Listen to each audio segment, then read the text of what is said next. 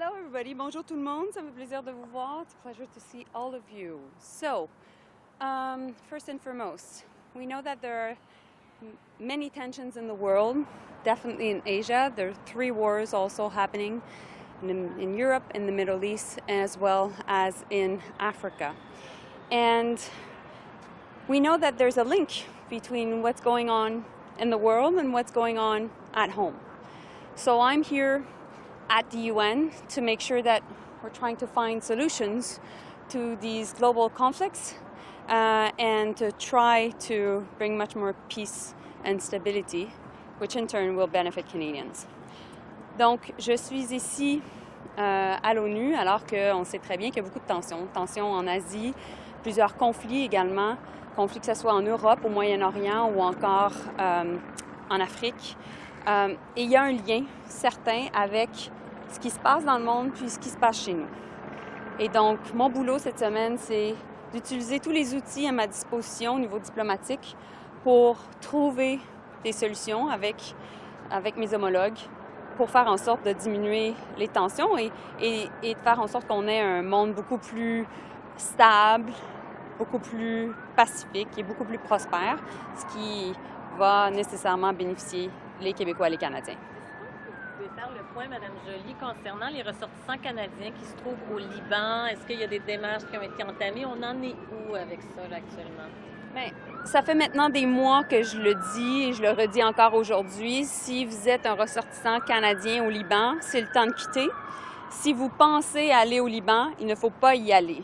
Vous voyez ce qui se passe présentement, les tensions continuent de s'accentuer et on peut penser que les vols commerciaux pourraient devenir très rares ou même arrêtés. Et donc, dans les circonstances, s'il vous plaît, suivez l'avis du gouvernement, mon avis, qui est clair, c'est-à-dire qu'il ne faut pas mettre votre sécurité ou celle de vos proches en danger. Et donc, il faut rester à la maison ou revenir à la maison si vous êtes au Liban.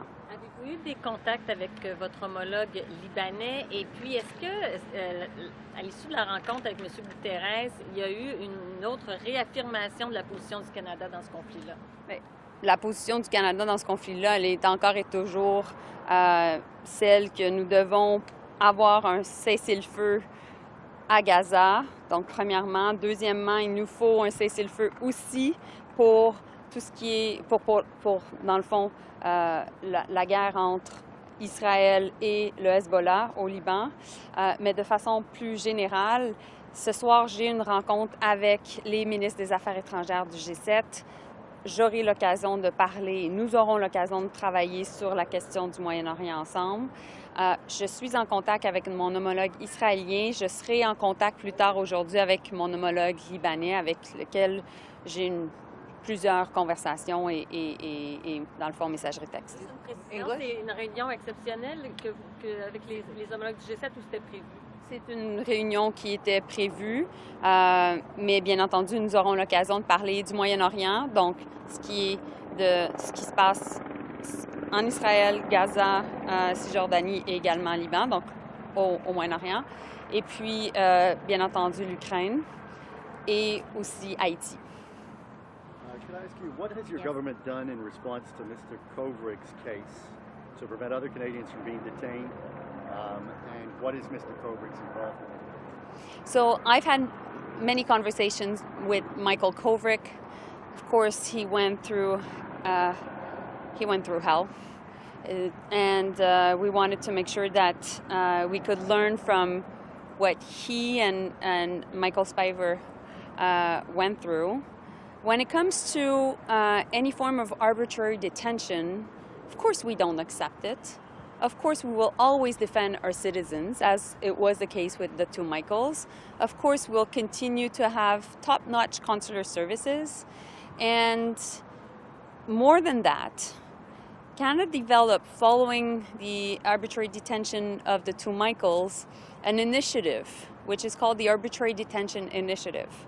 We were able to have 75 countries signing onto it and send a clear message to the world and to countries that don't necessarily follow the international norms that we won't accept and we will never accept that our citizens be used as pawns in this geopolitical game. And so that is why I think we've been able to have a clear plan of how to deal with arbitrary detention, and Canada has been leading the conversation internationally. And on Haiti, murders appear to be up, kidnappings are still increasing, hunger is increasing, half the population is near starvation now.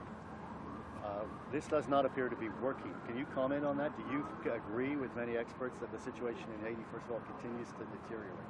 Well, clearly what is happening in Haiti is catastrophic. We are seeing the numbers, and we're seeing too many innocent children, innocent women, innocent men facing famine and facing real hunger issues. That being said, I think because of the work of Canada, particularly, working also with Jamaica and Barbados, we've been able to at least get to now a transitional government. I was here a year ago, and we're still trying to put pressure on Haitian elites and also Haitian political leaders, putting strong sanctions into action. And a year later, we now have a very competent prime minister in charge of Haiti. Now, we also have a new multinational force that is in place, and we have Kenyan forces that have been deployed. Is that enough? No, it's not enough. Can we do more? Absolutely. And we will do more. But I think that there is, bit by bit, progress. When you say do more, do you mean make a bigger multinational force? I think so. I think we need to make sure that more countries are at the table to put more money. We just had the pledge of Argentina today that it will be providing more money. Italy also mentioned that, so that's good news. We know that other countries will be also providing with more boots on the ground, so that's also good news. We need to make sure that the mandate of this multinational force, which is approved by the UN Security Council, is also, again, supported at the next October meeting of the UN Security Council. Is Canada willing to join that multinational force? We've been supporting it and we've been funding it. After the US, Canada is by far the country that provides the most money. We're around $100 million. And that is why our job right now is to make sure that we work with countries that are participating in sending boots on the ground, particularly Kenya, but also I'm thinking about Jamaica and other Caribbean countries. And we need to make sure also that we continue to support the political solution, because Haiti needs to get to elections and there needs to be a legitimate government by and for the people. So we're just willing to write checks and not go boots on the ground. Is that still the position of the government? Our position has always been to fund. Last week we heard Bob Rae outline. Sorry, it has to be last question. Yeah, and just a sec, And I heard en français aussi. Yeah. OK, je vais juste le traduire en français and then question. Donc, sur Haïti, que vous vouliez? Oh, OK, parfait. Quelle partie? On recommence. Du début. Parfait, c'est bon. Lorsque vient la question d'Haïti, la question qui m'a été posée par le journaliste de CBC, c'est de savoir si si la situation était difficile, où est-ce qu'on en était, bref. Je pense que lorsqu'on regarde Haïti, présentement, la situation, elle est catastrophique. Il y a trop d'enfants, de femmes et d'hommes qui sont innocents et qui font face à la famine. Il y a des gros enjeux de salubrité, comment je pourrais dire, d'hygiène. Bref, la situation est extrêmement précaire. Mais ce qu'on sait par contre, c'est que lorsqu'on se compare à il y a un an, il y a eu des progrès. Il y a un an, il n'y avait pas de gouvernement transitoire. Le Canada, nous, on a travaillé avec la CARICOM pour faire en sorte, enfin, qu'il y ait un gouvernement transitoire. Et maintenant, on a un premier ministre haïtien très compétent qui est capable de peu à peu mener les réformes nécessaires au bien-être du peuple haïtien. Et entre-temps, on a été capable de financer la force multinationale haïtienne qui est menée par le Kenya, auquel aussi certains pays, dont la Jamaïque, se sont joints. Et peu à peu, on voit que les soldats sont déployés et ça fait en sorte d'améliorer la situation sécuritaire au pays, particulièrement à Port-au-Prince. Est-ce que c'est assez? Non. Est-ce qu'on doit en faire plus? Absolument. Mais on voit qu'il y a quand même une amélioration et c'est le Canada qui, après les États-Unis, donne le plus de financement à cette force multinationale, de loin, parce que nous donnons 100 millions de dollars. Et non seulement on travaille là-dessus, mais on travaille aussi pour faire en sorte que cette force multinationale, qui est entérinée par le Conseil de sécurité, puisse être à nouveau renouvelée lors de la réunion d'octobre de 2024, donc qui s'en vient, parce que c'est important qu'elle puisse continuer à avoir sa légitimité. Last week we heard Bob Rae outline why Canada abstained on the resolution that mentioned the ICJ, but speaking more broadly about recognizing Palestinian statehood, what are the conditions that we would require in order to take the steps and recognize Palestine? So, first and foremost, when it comes to the Middle East conflict, what we need right now is a ceasefire. And we voted at the UN back in December in favor of this ceasefire. We need the hostages to be back and to be released, and we need to make sure that we protect civilians, innocent women, innocent children that are being killed in Gaza. We also need to make sure that we protect lives, Palestinian lives, also in the West Bank. And I'm very concerned about what's going on in the West Bank. That's why last week we announced further sanctions against Hamas leaders, but also against extremist settlers. When it comes to the question of recognizing the Palestinian state, we decided to move forward last spring by changing Canada's position towards the fact that we need to make sure that we recognize the Palestinian state at the right time. What is happening right now is that Hamas is still in control of Gaza, is still in control of hostages, and has not laid down its weapons. And meanwhile, the Netanyahu government is also against a two-state solution and the creation of a Palestinian state. So we, as Canada, have decided that there's no possibility of a negotiated outcome. So we reserve the right to make sure that we can recognize the Palestinian state at the right time. And that is why we're working with our like-minded countries to make sure that we identify what are the conditions for this right time.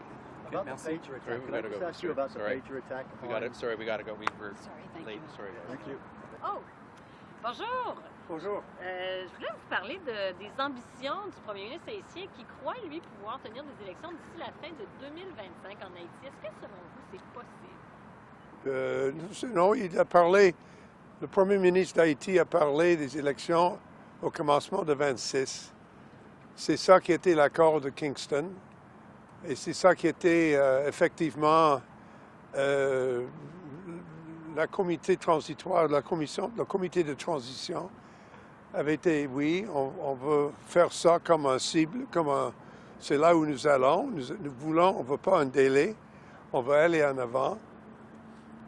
Mais écoutez, naturellement, ça dépend des conditions. Mais effectivement, si on fait du progrès sur la situation sécuritaire, et c'est ça la question primordiale à mon avis, ah ben, c'est naturel, on peut le faire, mais ça dépend de jusqu'à combien de temps ça va prendre pour qu'on arrive à une situation de sécurité qui est suffisante pour avoir une vraie élection. Mais le premier ministre connaît, et oui, il a beaucoup d'ambition. Et nous appuyons son approche, nous avons tout l'appui possible pour lui et pour le travail qu'il fait. La relation a changé depuis justement que M. Henry est parti et que M. Coney est arrivé en poste. Est-ce que vous avez plus d'espoir que ça se réalise rapidement, ces élections démocratiques? C'est pas seulement les différentes personnalités, mais c'est le résultat, je pense, d'un accord politique qui est là maintenant. On a un accord entre les partis qui sont prêts à travailler ensemble pour avancer les choses ensemble avec un premier ministre qui a la confiance de tout le monde. Le problème pour M. Henry, c'était qu'il avait eu des difficultés avec quelques-uns qui n'étaient pas dans le consensus. Alors, c'était le problème qu'il avait. Moi, j'ai beaucoup de confiance personnelle dans le travail de M. Koenig. Je le connais depuis quelque temps. J'ai travaillé avec lui, même quand il travaillait pour UNICEF. Alors, on va continuer avec lui, on va continuer avec l'effort. Et oui, nous voyons des choses qui ont amélioré. Et nous voyons un progrès important.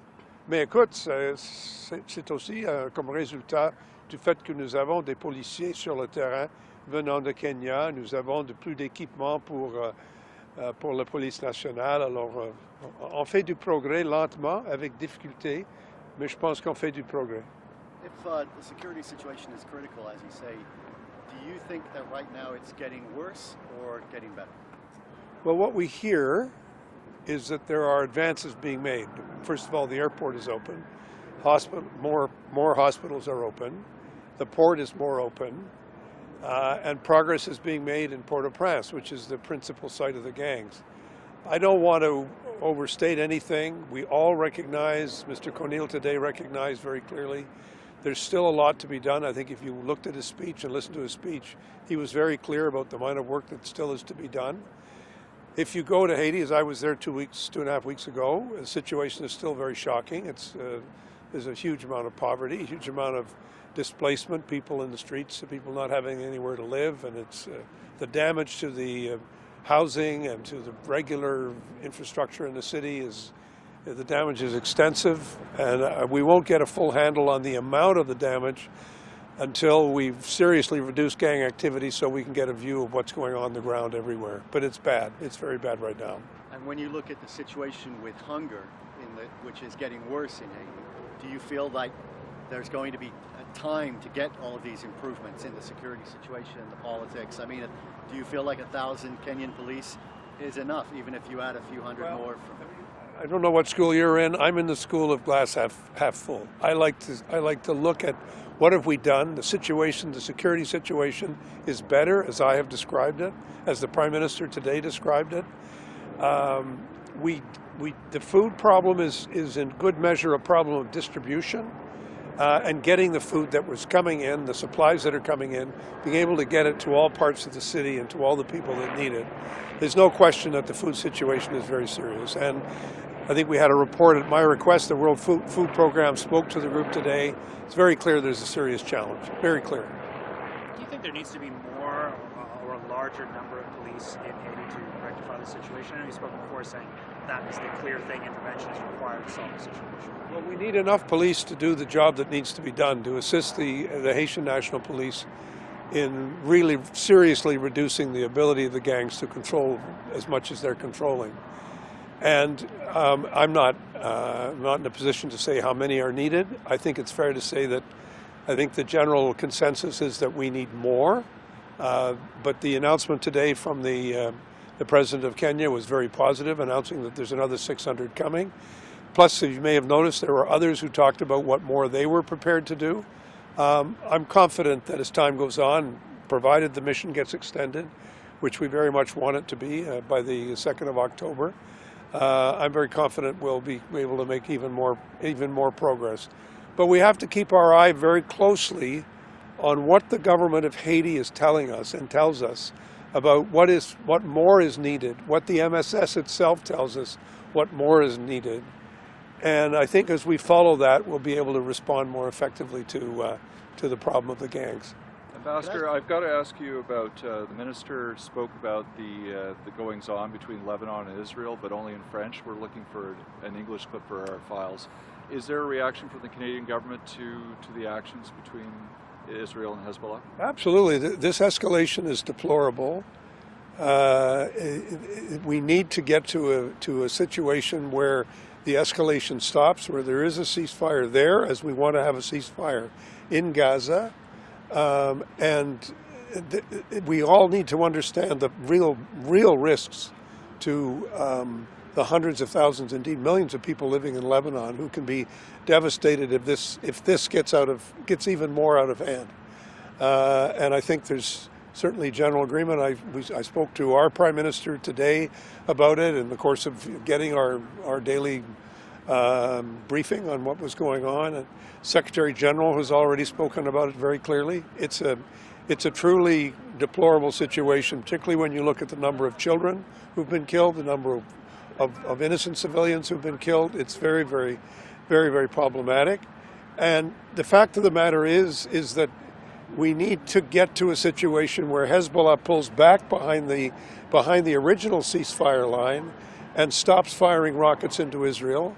And we need to get to a situation where Iran stops playing footsie with Hamas and with Hezbollah, pushing them to do things that need to stop. And the Israeli government, we believe, has a right to defend itself, but we also have to look at, as we look at it in Gaza, has to understand that we have to think more consequentially about what's happening and less impulsively, because I really do think that if we have a humanitarian disaster going on in Gaza, and we don't want another one in Lebanon. What's your Haiti for a second? Kenya has said that they are wanting to potentially expand this to a full UN peacekeeping mission. Does Canada support that? Yes, we do support a full peacekeeping mission, but it may not be on the table. It's not up to Canada. It's up to China and Russia, who are permanent members of the Security Council, decide if that's something they can agree to. Right now, the evidence is, after going through 3 drafts of a motion in the Security Council, Russia and China are not interested in that. In our opinion, they should be. I think in the opinion of the region, they should be, because it's in the interest of the security of the entire region to deal with this gang problem. We can't let this gang issue fester, because if it keeps festering in Haiti, it's going to spread. This isn't just what I'm saying. If you listen to the comments from the Caribbean leaders today, they were very clear about the risks and the dangers. And that's first of all, let me just say to you, I've done this before. You don't have to shout. There's no need to shout. One at a time. And I'd like to take somebody who hasn't had an opportunity to ask a question. I have not. No, she is not. Speaking about just a second. You don't the have to incident, you talked about Hezbollah and it going behind the original line. So what about the pager incident? Are you concerned that Israel is going outside the laws governing war and humanitarian law with this specific attack? And do you agree with those who call it terrorism? Well, I'm not going to get into name calling. Any conduct by any government is subject to the rule of law, and it'll be up to the ICJ, the ICC, the accountability mechanisms that we have to decide what to do about it and decide how to deal with any complaints that may be coming from Lebanon or anywhere else. I do not like to get into the business of name calling, but I do believe, and I said before, I'll say it again, we have to be wary of any escalation, and we have to be very wary of any escalation that affects children and affects civilians. And we have an obligation to protect children, and we have an obligation to protect civilians. Entendre sur la force multinationale de l'ONU. On disait, le Kenya serait prêt à participer à une force comme ça en Haïti.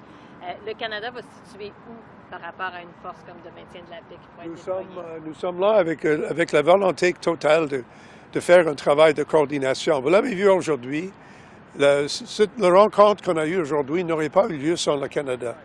Le Canada a fait un travail extraordinaire sous le leadership de M. Trudeau, avec les rencontres que nous avons eues, avec des événements importants pour avancer les choses, pour avancer la situation, et un travail de financement, un travail de coordination, et un travail surtout d'encourager une solution qui est menée par les Haïtiens, qui est menée par la population et le gouvernement haïtien.